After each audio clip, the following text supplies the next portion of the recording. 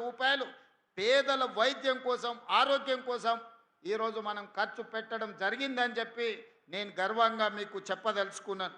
అదేవిధంగా శాఖ నిర్వహణ కోసం దాదాపుగా ఇప్పటి వరకు తెలంగాణ రాష్ట్ర ప్రభుత్వం ప్రతి సంవత్సరం యావరేజ్గా మెడికల్ అండ్ హెల్త్ డిపార్ట్మెంట్కి 13,000 కోట్ల రూపాయలు బడ్జెట్లో కేటాయిస్తే ఇప్పటి వరకు తెలంగాణ రాష్ట్ర ప్రభుత్వం ఏర్పడిన తర్వాత, ప్రజాపాలన వచ్చిన తర్వాత 21,800 కోట్ల రూపాయలు దాదాపుగా ఈ శాఖలో మనం నిధులను ఖర్చు పెట్టడం జరిగింది.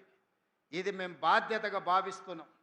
ప్రజలు మా మీద పెట్టుకున్న నమ్మకానికి, విశ్వాసానికి ప్రతీకగా నిరంతరం మేము పరితపిస్తూ నిరంతరం జాగ్రత్తగా రూపాయి కూడబెట్టి ఈరోజు పేదల వైద్యానికి ఈరోజు ఈ నిధులను అందుబాటులోకి తీసుకొచ్చినాం.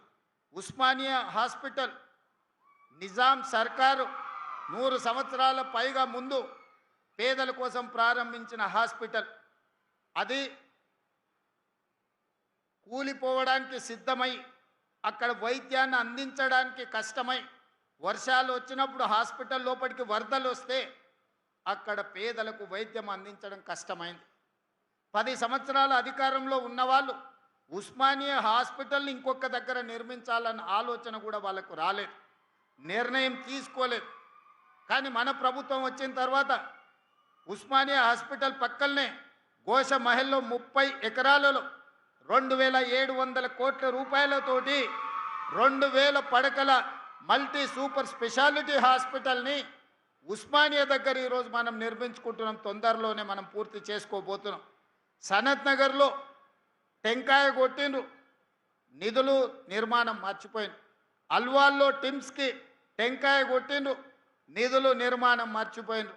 ఎల్బీ నగర్లో టిమ్స్ హాస్పిటల్కి టెంకాయ కొట్టిండ్రు, నిధులు నిర్మాణం మర్చిపోయినరు. వరంగల్లో కూడా పెద్ద హాస్పిటల్ని కడతామని ఉన్నదాన్ని నిర్వీర్యం చేసి కొత్త నిర్మాణం కోసం ఉపన్యాసాలు ఇచ్చి అది కూడా మర్చిపోయినరు. అందుకే మన ప్రభుత్వం వచ్చిన తర్వాత అత్యంత ప్రాధాన్యతలో భాగంగా ఉస్మానియా హాస్పిటల్, సనత్ నగర్ టిమ్స్ని, అల్వాల్ టిమ్స్ని, ఎల్బీ నగర్ టిమ్స్ని, వరంగల్లో ఉండే హాస్పిటల్ని ఈరోజు అత్యంత ప్రాధాన్యతతో నిధులు కేటాయించి నిర్మాణాలు వేగంగా పూర్తి చేస్తున్నాం. ఇవన్నీ హాస్పిటల్ పూర్తి అయితే 10,000 పడకల ఆసుపత్రులు ఈరోజు తెలంగాణలో పేదలకు అందుబాటులోకి వస్తాయి.